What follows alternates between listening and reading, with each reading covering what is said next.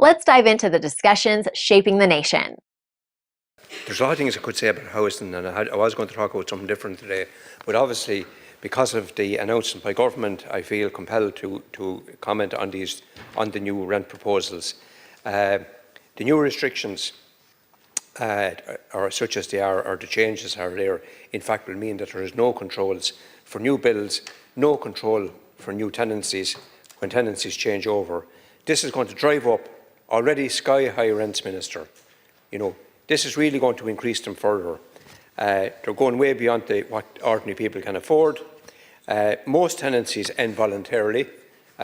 People move on, people get housed by a local authority, to purchase a house maybe, to move to new rental accommodation, or they have to go to a larger house because of family size, or the other side of it would be to downsize.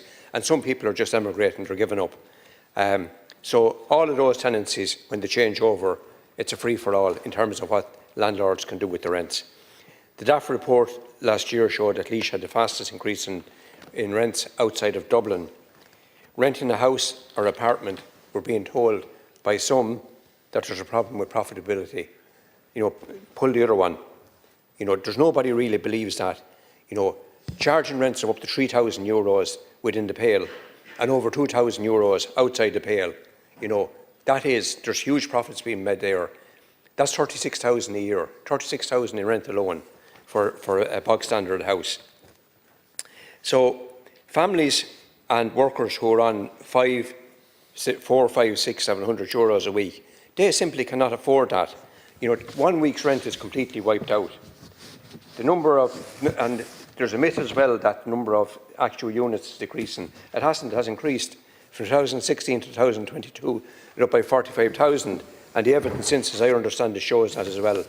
The Commission report, which I referred to for a minute, that set out a need for reference rents, which you ignored, based on location, family size. I raised it with them again today at the committee to clarify what they were saying, the average rent in the area, and it would be just index-linked increases. The energy rating as well would be counted. That at least was some kind of a half-decent proposal. What we have now instead is what's been set out by the government today, and what will happen is it will drive up those rents way beyond what ordinary families can afford.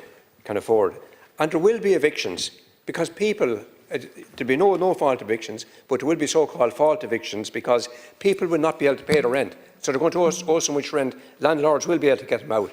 And then they're free. There's another group of houses and flats that where the rents can be increased. This is a recipe for chaos for families and workers, Minister. Like, share, and subscribe, and let us know your thoughts in the comments. We'd love to hear from you.